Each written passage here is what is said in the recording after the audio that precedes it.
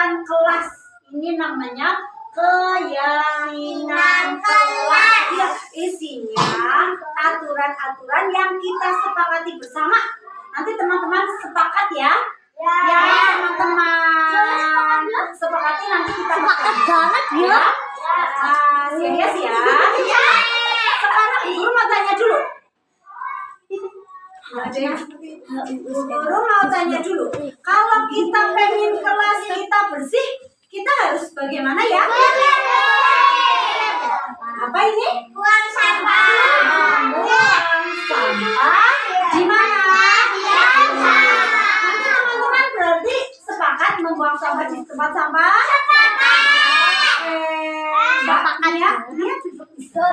Itu nanti Dia. Nah, ini Eli.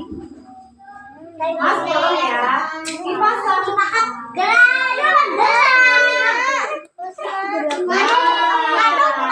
yang kedua Mas ya. Yang kedua siapa yang kalau sholatnya tertib? Saya. Siapa yang kalau sholatnya tertib? Saya. Berarti peraturan yang kedua apa? Kalau sholat Tidak boleh iya harus tertib. Sholatnya itu mas guru minta tolong. Nah, ya. Sepakat ya?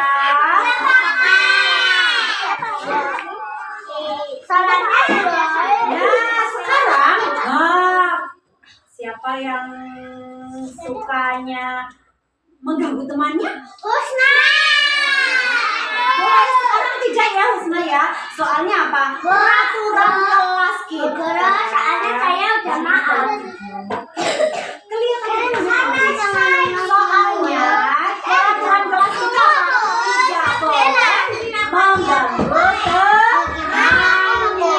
Sepakat ini ya? Tidak ada ya? Apa ya? Mengganggu teman. Mengganggu temannya. Mas, tolong. Nah, bisa dipasang sekarang ya. Selanjutnya,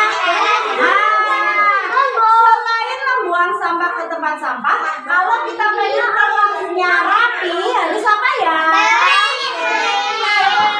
Kalau setelah mainannya diberesin. Siapa yang kalau habis mainannya diberesin? Siapa ya?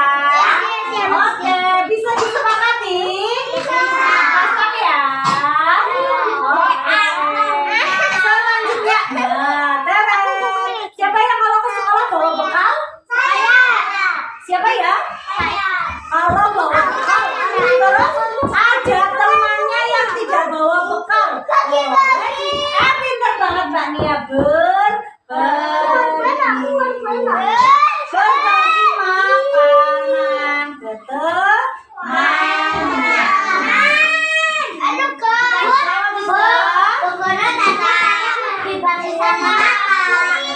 Ya, selanjutnya. Ini apa ya? Banget bersih itu. Kebersihan adalah sebagian dari iman. Ada yang tahu hadisnya? Anak doatun minal iman. Kebersihan adalah sebagian dari iman. Siapa yang suka bersih-bersih? Saya. Oh, kalau bersih itu dilihatnya gimana? Pas ibu aku belum pulang ke itu, aku udah rasa itu aku bersih-bersih. Ya benar. Bisa disepakati bersama? Bisa. Oke, bisa dipasang? Bisa. Nah, berarti keyakinan kelas kita yang pertama apa? Sholatnya yang tertib. Yang kedua membuang sampah di tempat sampah. Yang ketiga apa? Iya, tidak mengganggu teman. Yang keempat apa? Memberesi mainan. Yang kelima apa?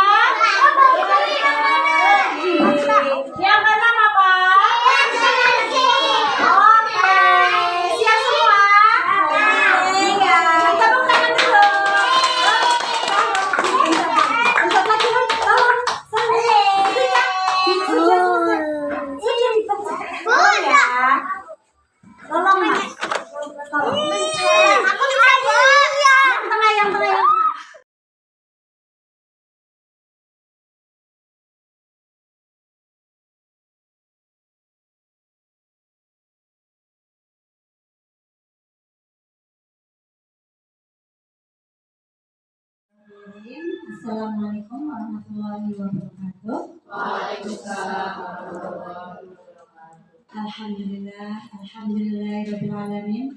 Wassalatu wassalamu ala asrofil anbiya'i wal mursalin wa ala alihi wa sahbihi ajma'in.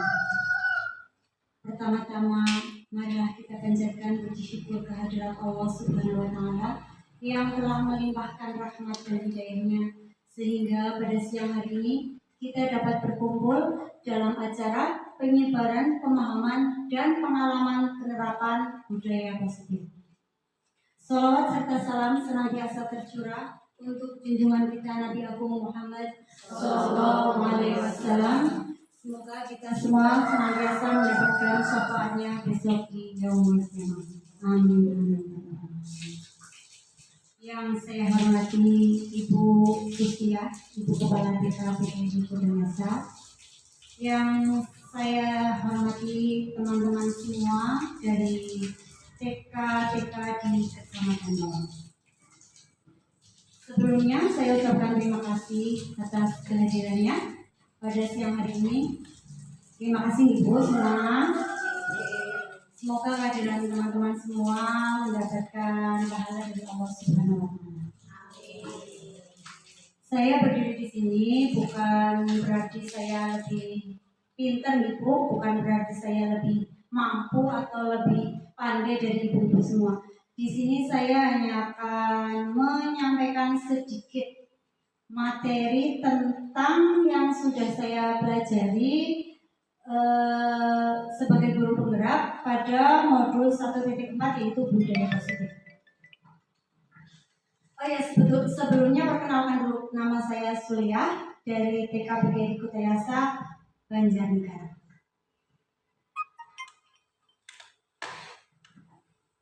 Kita masuk pada materi Ibu. Modul budaya positif. Konsep utama pada modul budaya positif ada 7. Yang pertama, perubahan paradigma belajar. Yang kedua, disiplin positif. Yang ketiga, kebutuhan dasar manusia. Yang keempat, motivasi perilaku manusia. Yang kelima, posisi kontrol. Yang keenam, keyakinan kelas. Dan yang terakhir, segitiga restitusi.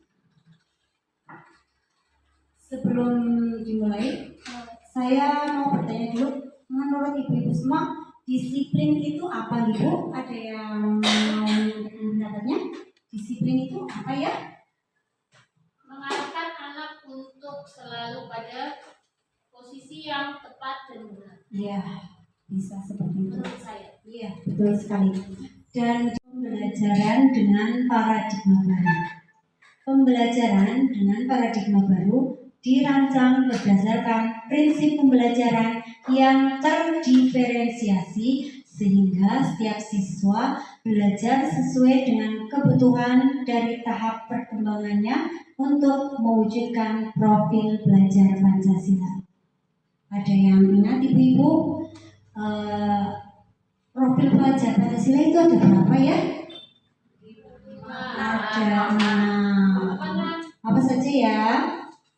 Yang pertama, oh iya, bergotong royong boleh. Yang pertama, beriman, bertakwa kepada Tuhan Yang Maha Esa dan berakhlak mulia. Berkebinekaan global, bergotong royong, kreatif, bernalar kritis, dan mandiri. Beriman, bertakwa kepada Tuhan Yang Maha Esa dan berakhlak mulia. Kita setiap hari pasti selalu ya Bu, selalu menanamkan hal tersebut pada anak ya. Misalnya apa Bu? Kita selalu melatih mereka untuk bersedia hafalan, suratan pendek, sholat, Mengawali kegiatan dengan doa, iya, berdoa dengan sikap yang baik. Kalau berkebinekaan global, bagaimana ya Bu? Iya, benar sekali. Menghormati perbedaan, bisa perbedaan suku, perbedaan agama, budaya, adat, dan lain-lain dengan teman Tapi kalau di sekolah kita, terutama di sekolah saya kan tidak heterogen Ibu, homogen. Jadi semuanya berasal dari suku Jawa dan juga agamanya semuanya Islam. Jadi mereka memang tidak belum mengetahui perbedaan suku, adat dan lain-lain. Bahkan agama pun mereka belum memahami. Selanjutnya bergotong royong. Kita bisa melatih anak bergotong royong. Contohnya apa Bu di sekolahan Bu? Membersihkan kelas bersama-sama, merapikan mainan bersama-sama, merapikan alat tulis. Nah, kalau kreatif apa contohnya Bu? Kita sebagai guru TK pasti setiap hari pasti selalu mengeluarkan ide-ide kreatif kita. Kita selalu menyediakan kegiatan-kegiatan yang membuat anak tidak bosan supaya mereka senang. Seperti itu. Kalau anak berarti kan kita membiarkan mereka mengerjakan kegiatannya sesuai kreativitas mereka. Seperti itu ya. Iya. Bernalar kritis. Ada yang tahu maksudnya apa bernalar kritis? Bernalar kritis. Ada yang tahu? Misalnya, contoh anak yang bernalar kritis itu anak yang banyak tanya. Mereka itu kritis. Misalnya bu gurunya ada perubahan sedikit sudah dikritik. Mereka banyak tanya apa yang terjadi misalnya, apa yang terjadi di lingkungan. Mandiri. Nah, untuk mandiri, anak-anak selalu kita latih mandiri ya Bu ya. Mulai dari apa saja kalau di sekolahan? Tidak ditunggui oleh ibunya, mengerjakan sendiri kegiatannya sebagaimanapun hasilnya. Terus mereka bawa bekal kan ya, bawa bekal jadi mereka makan makanannya sendiri, latihan, apalagi ya. Mereka mungkin kalau cuci tangan sendiri, kalau ke kamar mandi juga latihan sendiri. Itu adalah 6 dimensi profil belajar Pancasila. Lanjut. Selanjutnya kita masuk pada disiplin positif. Dalam budaya kita, makna kata disiplin dimaknai menjadi sesuatu yang dilakukan seseorang pada orang lain untuk mendapatkan kepatuhan. Kita cenderung menghubungkan kata disiplin dengan ketidaknyamanan. Disiplin. Kalau menurut Ibu, disiplin itu bagaimana ya? Sesuai dengan aturan. Lah anak-anak biasanya itu senang apa tidak kalau harus sesuai dengan aturan? Iya, tidak semua anak seperti itu ya Bu. Jadi mereka merasa tidak nyaman. Ada yang merasa tidak nyaman. Mungkin sih tetap ada yang merasa nyaman-nyaman saja. Disiplin positif merupakan salah satu cara penerapan disiplin yang bertujuan untuk menumbuhkan kesadaran serta memberdayakan anak untuk melakukan sesuatu tanpa sokongan, ancaman maupun hukuman. Ya, disiplin positif. Kira-kira dari kata-katanya saja disiplin positif berarti itu sudah baik lah ya Bu ya. Iya, disiplin positif itu ya cara penerapan disiplin untuk menumbuhkan kesadaran anak tanpa ada sokongan, ancaman ataupun hukuman. Jadi mereka melakukannya dengan senang hati tanpa mengharapkan dikasih reward dari bu guru ataupun karena takut dengan bu guru. Saya nanti kalau nggak sesuai dengan yang diucapkan bu guru nanti saya jadi dihukum. Itu namanya apa? Anaknya melakukannya karena takut dihukum, ya karena terpaksa. Sebagai pendidik, tujuan kita adalah menciptakan anak-anak yang memiliki disiplin diri sehingga mereka bisa berperilaku dengan mengacu pada nilai-nilai kebajikan universal dan memiliki motivasi intrinsik bukan ekstrinsik. Ya, motivasinya itu motivasi intrinsik dari diri mereka sendiri. Seperti tadi, bukan karena takut hukuman dari guru, bukan karena kepengen mendapat pujian, kepengen mendapat hadiah ataupun dan lain-lain. Itu motivasinya dari dalam, intrinsik.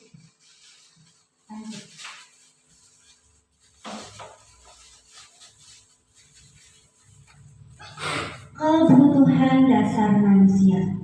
Kebutuhan dasar manusia ada 5, yaitu yang pertama bertahan hidup. Kita sebagai manusia bertahan hidup dengan cara bagaimana? Makan. Iya, kita perlu makan.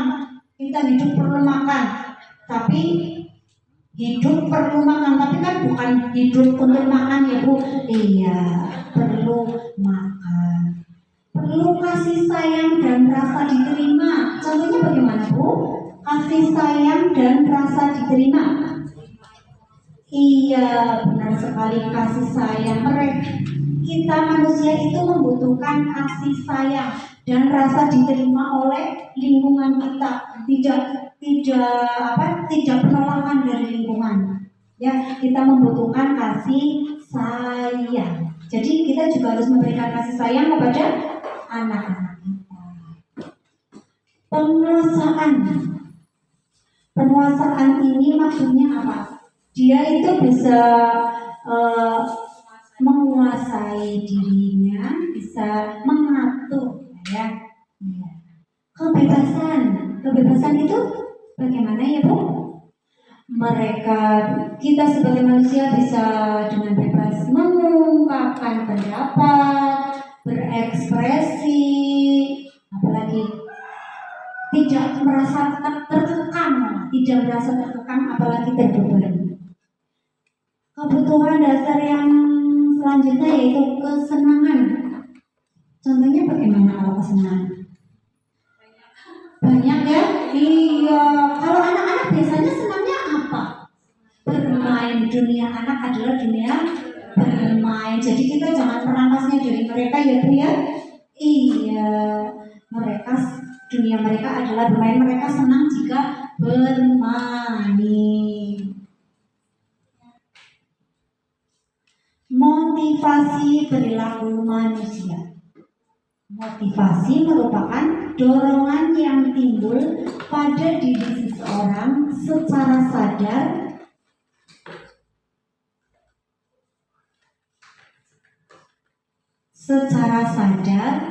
atau tidak sadar untuk melakukan suatu tindakan dengan tujuan tertentu. Sudah jelas ya Bu, semua sudah tahu apa itu motivasi. Motivasi itu dorongan yang timbul pada diri seseorang. Motivasi pengen apa, pengen berubah menjadi lebih baik ataupun yang lainnya. Yang pertama, menghindari ketidaknyamanan dan hukuman. Nah ini motivasi perilaku yang pertama itu karena menghindari ketidaknyamanan dan hukuman. Seperti tadi, berarti ini kan motivasinya berasal dari luar ya. Iya, karena untuk menghindari ketidaknyamanan dan hukuman. Berarti ini motivasinya ekstrinsik dari luar ya. Murid melakukan disiplin diri karena ia takut dihukum. Ini merupakan motivasi ekstrinsik atau dari luar. Kalau di TK biasanya anak-anak bagaimana Bu? Mereka rata-rata sudah melakukan sesuatu itu karena motivasi mereka, motivasi dari dalam diri atau motivasi ekstrinsik Bu? Oh iya, mereka masih belajar ya Bu. Iya. Selanjutnya, mereka melakukan sesuatu untuk mendapatkan imbalan atau penghargaan dari orang lain. Kira-kira ini intrinsik atau ekstrinsik Bu? Ekstrinsik. Iya, ini masih ekstrinsik ya. Anak-anak masih melakukannya untuk apa? mendapatkan imbalan, saya mau mengerjakannya rapi supaya dikasih bintang sama Bu Guru. Saya mau berdoanya bagus supaya nanti dapat bintang lagi. Iya, seperti itu. Murid melakukan disiplin diri karena ia ingin mendapatkan imbalan. Ini merupakan motivasi apa tadi Bu? Ekstrinsi. Selanjutnya, menghargai nilai-nilai kebajikan diri sendiri. Murid melakukan disiplin diri karena mereka sadar akan nilai kebajikan dirinya. Ini merupakan motivasi intrinsik. Mereka sadar melakukan sesuatu itu dari dalam dirinya karena dorongan dari dalam, bukan karena pengen dapat penghargaan, pengen dapat imbalan ataupun karena takut dihukum. Bukan karena itu, tapi anak melakukannya karena apa? Karena kesadaran.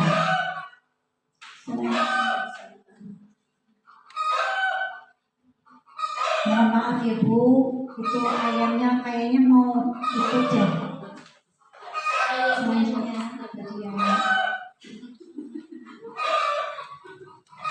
Selanjutnya, konsep disiplin dengan identitas gagal.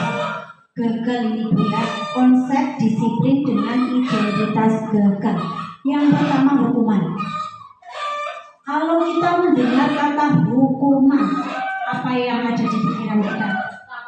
Takut, apalagi sifatnya bagaimana itu kira-kira? Mengekang, keras ya, seperti itu ya. Nah, sifat dari hukuman biasanya menyakitkan, tidak nyaman, murid jadi takut, bersifat memaksa, murid menyembunyikan kesalahan, murid menjadi rendah diri. Menyakitkan. Kalau hukuman itu menyakitkan apa tidak Ibu? Sakit. Iya, biasanya kalau masih sekolah dasar mungkin ya, mereka pernah dihukum di sekolahan. Kira-kira ingatnya sampai kapan? Sampai tua masih ingat saja ya Bu ya. Sudah pernah apa Bu dihukum? Dulu waktu jadi murid sudah pernah dihukum? Oh iya, ya syukurlah. Yang kedua, hukuman itu bersifat tidak nyaman. Nyaman apa tidak? Kira-kira kalau anak mendapatkan hukuman, mereka itu senang apa tidak ya? Tidak, mereka tidak senang, tidak nyaman. Ya, kasihan jadinya. Murid jadinya takut. Iya, kalau zaman dulu, zaman saya SD itu, guru itu masih suka memberikan hukuman. Jadinya murid-muridnya takut. Saya juga pernah dulu waktu SD dilempar pakai itu kapur. Jadinya ingat terus sih, Janek. Iya, jadinya kan takut sama guru tersebut. Jadi kita jangan sampai melakukannya ya Bu. Selanjutnya, hukuman itu bersifat memaksa. Memaksa apa tidak Bu? Iya, pasti sifatnya memaksa. Misalnya, kalau sudah tingkat SMP mungkin atau SMA, hukumannya karena datang terlambat dihukum apa? Push up atau berdiri di depan kelas mengangkat satu kaki seperti itu. Iya, lari putar lapangan.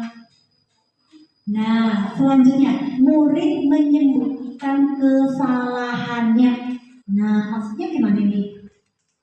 Mereka lebih baik diam-diam, lebih baik bohong daripada ketahuan terus dihukum. Iya, mereka berarti jadinya latihan apa? Iya, latihan berbohong, menyembunyikan kesalahan.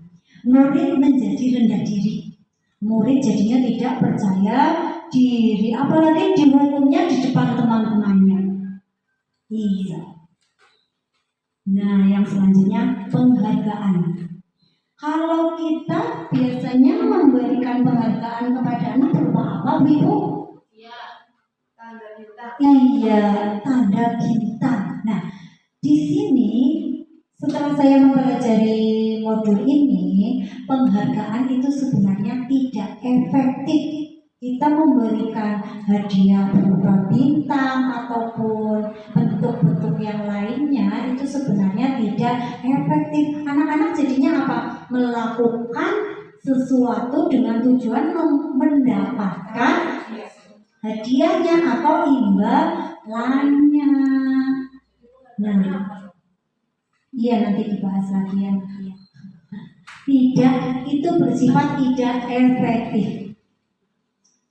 Selanjutnya merusak hubungan antar sesama teman atau jadinya anak ada yang iri. Ya, iya apa tidak? Iya, misalnya yang mengerjakannya rapi dapat bintang. Kira-kira ada yang iri apa tidak? Banyak yang iri ya. Iya ya, seperti itu ya, menimbulkan sifat iri. Iya, temennya dikasih masa aku nggak dikasih Bu Guru, kayak gitu jadinya. Mematikan kreativitas. Nah, mematikan kreativitas ini maksudnya apa Bu?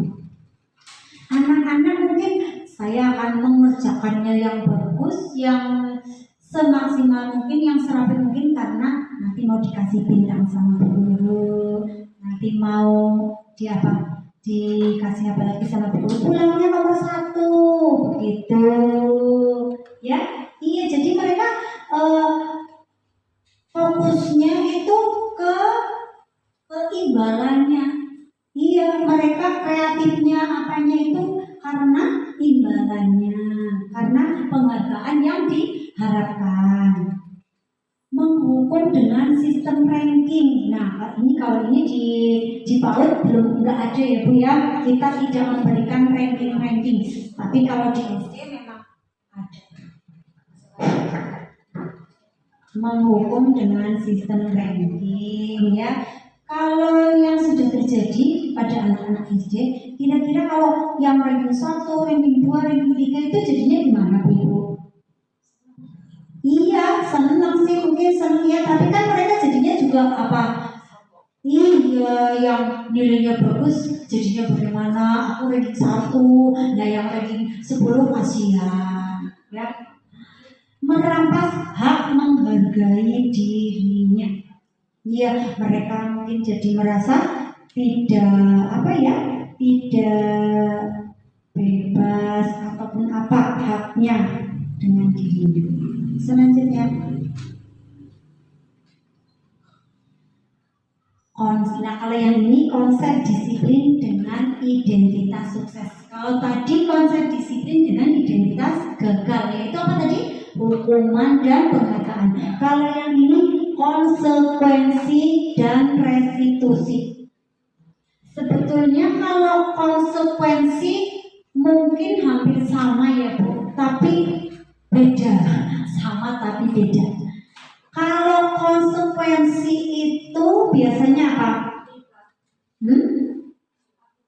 Oh iya, anak-anak belajar apa? Menerima sesuatu atau akibat dari sesuatu perbuatan yang mereka lakukan.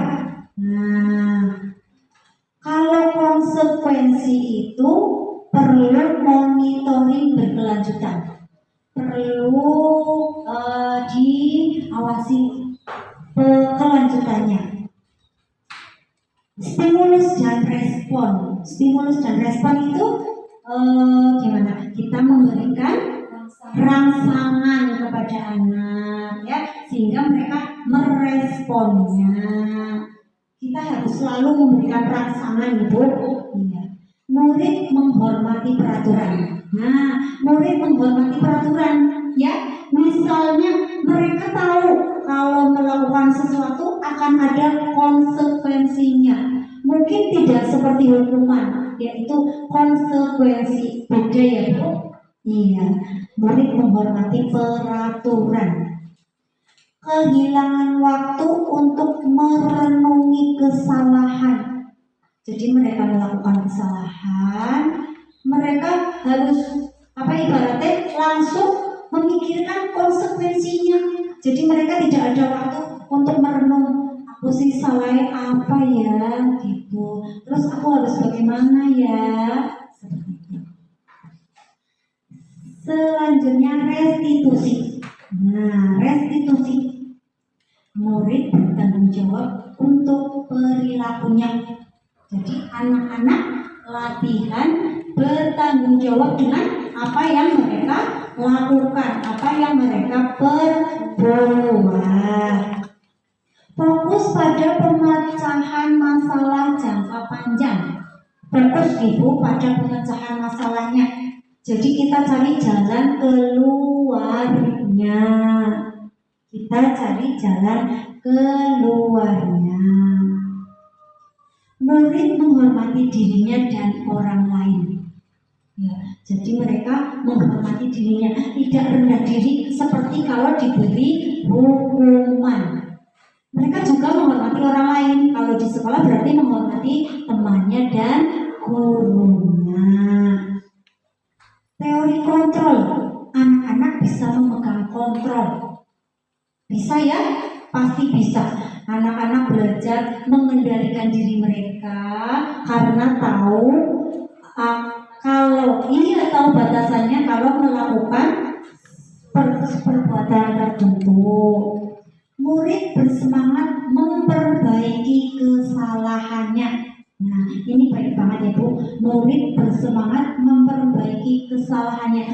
Kira-kira setiap orang itu pasti pernah melakukan kesalahan atau tidak Ibu? Pernah ya, setiap orang, tidak hanya murid tapi bahkan kita juga pernah melakukan kesalahan. Tapi kan kita jadi sadar diri, terus kita jadi memiliki semangat untuk memperbaiki diri dan tidak melakukan kesalahan yang sama. Selanjutnya, konsep disiplin pendekatan restitusi, sebuah cara menanamkan disiplin positif pada murid. Pengertian restitusi. Nah, dari yang sudah dijabarkan tadi, pengertian restitusi adalah proses menciptakan kondisi bagi murid untuk memperbaiki kesalahan mereka sehingga mereka bisa kembali pada kelompok mereka dengan karakter yang lebih kuat. Ini pengertian menurut Goosen 2004. Diulangi, proses menciptakan kondisi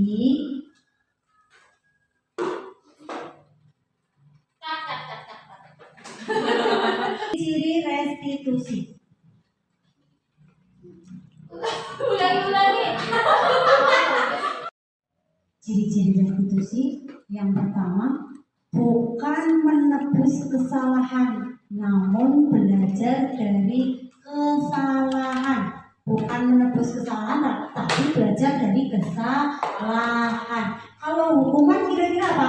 Pasti menebus kesalahan ya Bu ya. Ya, ini restitusi. Terus memperbaiki hubungan. Terus tawaran, bukan paksaan. Kalau hukuman kira-kira tadi bersifatnya bagaimana? Memaksa ya, paksaan. Berbeda dengan restitusi. Ini merupakan tawaran. Menuntut untuk melihat ke dalam diri. Jadi kita sadar dengan apa yang kita lakukan, ya. Lihat kita kembali ke diri kita sendiri. Mencari kebutuhan dasar yang mendasari tindakan. Fokus pada karakter, bukan tindakan. Menguatkan dan fokus pada solusi. Kita kalau anak melakukan kesalahan, kita fokusnya pada apa? Kita cari solusinya, ya. Fokus pada solusinya. Nah, di sini ada contoh kasus perbedaan antara hukuman, konsekuensi, dan restitusi. Di sini ada contoh kasus perbedaan antara hukuman, konsekuensi, dan restitusi. Contoh kasusnya yaitu siswa tidak memakai sepatu ke sekolah. Ya, untuk hukumannya, kalau hukuman berarti guru menghukum siswa tersebut, misalnya berdiri di depan kelas selama 5 menit. Ya, itu namanya hukuman.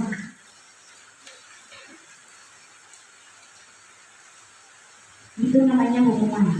Terus guru marah dan murid menjadi takut. Hukuman. Guru menghukum siswa tersebut. Jadi siswa yang tadi tidak memakai sepatu ke sekolah dihukum. Hukumannya berupa hukuman fisik, berdiri di depan kelas selama 5 menit. Guru marah-marah dan murid menjadi takut.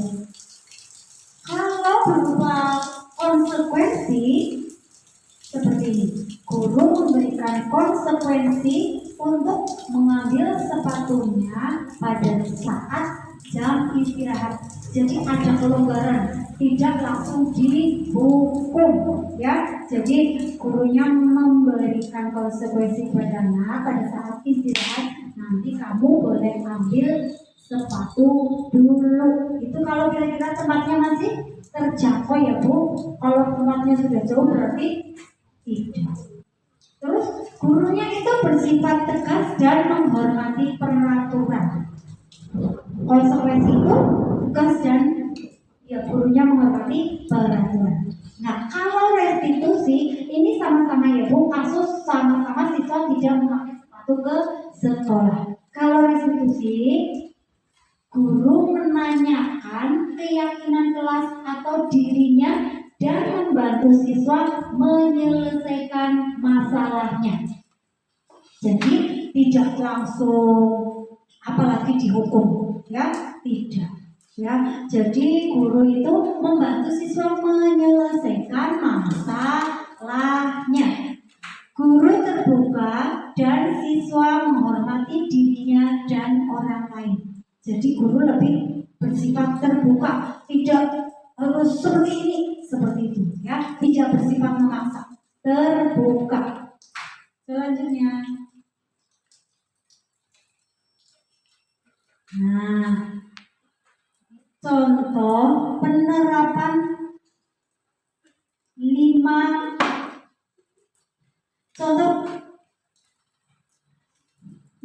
posisi kontrol guru, ya. Jadi kita sebagai guru ada 5 posisi kontrolnya. Yang pertama, guru sebagai penghukum. Sudah bisa dimengerti ya Bu, guru sebagai penghukum. Jadi gurunya memberikan hukuman, bersifat memaksa. Kalau posisi kontrol yang selanjutnya itu pembuat rasa bersalah. Ya, pembuat rasa bersalah itu ditanyakan, tapi anak tersebut jadinya merasa bersalah dengan pertanyaan-pertanyaan yang disampaikan oleh gurunya. Pembuat rasa bersalah, anak jadi merasa bersalah. Yang ketiga, posisi sebagai teman. Guru juga bisa memiliki posisi sebagai teman. Kita sering ya Bu menempatkan posisi kita sebagai teman atau tidak Bu? Sering ya. Misalnya kalau ada anak yang membuat kesalahan, masih kita sebagai teman lah, yaudah gitu ya, enggak terus sebagai penghukum kan ya Bu ya? Tidak, kita sebagai teman. Terus yang keempat, pemantau. Nah, kalau pemantau itu memantau kesalahan. Yang kelima sebagai manajer. Sebagai manajer itu apa? Sebagai pengatur, sebagai apa?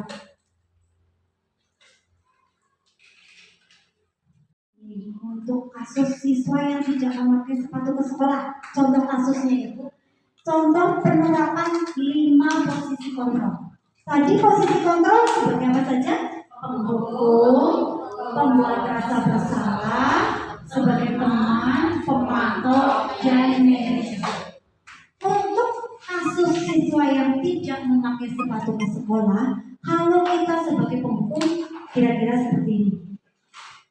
Patuhi aturan sekolah, lalu berdiri di depan kelas. Seperti itu. Ya, jadi harus dihukum. Patuhi peraturan sekolah, lalu berdiri di depan kelas. Seperti tadi, berdiri di depan kelas minimal 5 menit. Itu kalau posisi sebagai penghukum. Posisi sebagai pembuat rasa bersalah. Nah, ini pertanyaannya seperti ini. Berapa kali Bu Guru harus memberitahu kamu, Bu Guru kecewa sama kamu? Mungkin kata-katanya memang tidak terlalu keras ya, tapi apa? Menusuk juga. Iya. Berapa kali Bu Guru harus memberitahu kamu, Bu Guru kecewa sama kamu? Ini kalau posisinya sebagai pembuat rasa bersalah. Kalau posisinya sebagai teman, nah, ayolah yang tertib, buat Bu Guru bangga. Kali ini tidak apa-apa kamu salah. Ya, ayo, kata-katanya lebih apa? Lebih sebagai teman, lebih halus. Ayolah yang tertib, buat Bu Guru bangga. Seperti itu ya. Kalau sebagai pemantau, kamu sudah melanggar apa peraturan dan konsekuensinya. Jadi kalau posisi guru sebagai pemantau itu dia memancing apa anak untuk mungkin mengingat-ingat peraturan ini, konsekuensinya apa, seperti itu. Kalau posisi kontrol sebagai manajer, apakah kamu tahu kesalahanmu? Kira-kira bagaimana kamu akan memperbaiki kesalahan ini? Ini sebagai manajer. Nah, sekarang kita masuk pada materi keyakinan kelas. Keyakinan kelas adalah salah satu disiplin positif yang bisa diterapkan dalam membangun budaya positif di sekolah. Dengan adanya keyakinan kelas di setiap kelas, diharapkan dapat mewujudkan tujuan pendidikan yang berorientasi pada profil belajar Pancasila dengan mulai diwujudkannya aksi nyata budaya positif ini. Diharapkan budaya positif akan tumbuh subur terutama di TK-TK pada khususnya dan di TK-TK yang lain pada umumnya.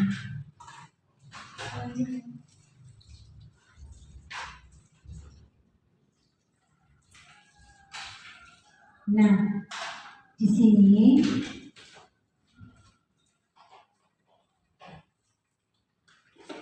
bagaimana pembentukan keyakinan kelas? Tadi sudah bisa dimengerti ya Bu, pengertian keyakinan kelas ya. Keyakinan kelas itu bersifat lebih abstrak dari peraturan.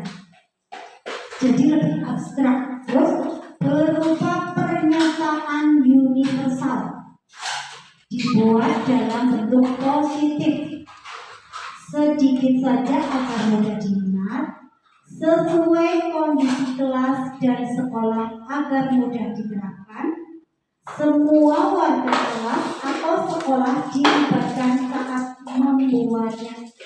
Nah, ini keyakinan kelas. Nah, kemarin saya sudah membuat keyakinan kelas. Nah, ini contohnya. Yang pertama, kita diskusi dengan anak-anak tentang peraturan, tentang keyakinan kelas yang akan kita buat. Terus merumuskan peraturan menjadi keyakinan kelas. Nah, kemudian ditempel. Itu contohnya. Jadi ya, berikutnya akan saya berikan video kemarin pembuatan keyakinan kelas.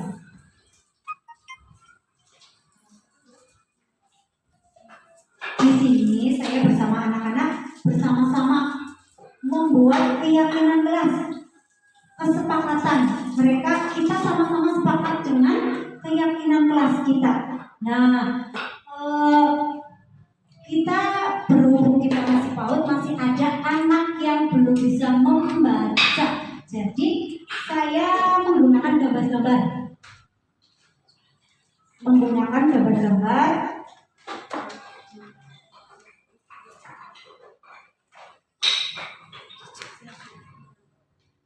Nah, sebagai contoh ini, saya memilih gambar apa? Anak membuang sampah di tempat sampah. Kira-kira ini untuk keyakinan apa? Keyakinan kelas yang bagaimana? Ya? Iya, kebersihan anak-anak belajar mematuhi peraturan kelas, yaitu menjaga kebersihan dengan cara membuang sampah di tempat sampah. Selanjutnya ada gambar anak-anak sedang tertib melakukan sholat. Ya, jadi melalui gambar.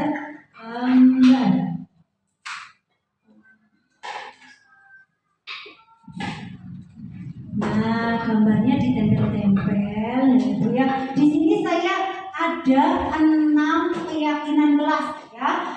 Membuang sampah di tempat sampah, terus melaksanakan sholat dengan tertib, terus tidak mengganggu temannya, terus merapikan mainan setelah digunakan, ada lagi berbagi bekal jika ada teman yang tidak membawa bekal, terus yang terakhir membersihkan kelas bersama-sama. Nah, demikian tadi keyakinan kelas yang sudah saya praktikkan. Saya harapkan nanti ibu-ibu semua mempraktikannya di lembaga masing-masing ibu, ya. Dan untuk jenjang TK menggunakan gambar. Kalau sudah SD, SMP, SMA itu sudah hanya berupa tulisan. Segitiga restitusi. Selanjutnya kita akan belajar tentang segitiga restitusi. Yang pertama, menstabilkan identitas. Kita semua akan melakukan hal terbaik yang bisa kita lakukan. Ya, ini untuk misalnya seorang anak melakukan kesalahan. Jadi pertama kita menstabilkan identitas, ya. Iya, menstabilkan identitas. Kita semua akan melakukan hal terbaik yang bisa kita lakukan. Yang kedua, validasi tindakan yang salah. Jadi semua perilaku memiliki alasan. Kita melakukan kesalahan juga karena pasti ada alasannya. Yang keempat, menanyakan keyakinan. Ya, misalnya seperti tadi, seperti keyakinan kelas yang sudah saya buat kemarin. Terus, misalnya besok ada anak yang membuang sampah sembarangan. Kira-kira apa yang akan saya lakukan? Saya akan menanyakan kepada anak tersebut, yang kemarin keyakinan kelas yang sudah kita bikin apa ya? Mereka pasti jadi tahu, ya. Membuang sampah di tempat sampah. Dalam penerapan program disiplin positif, hendaknya guru memiliki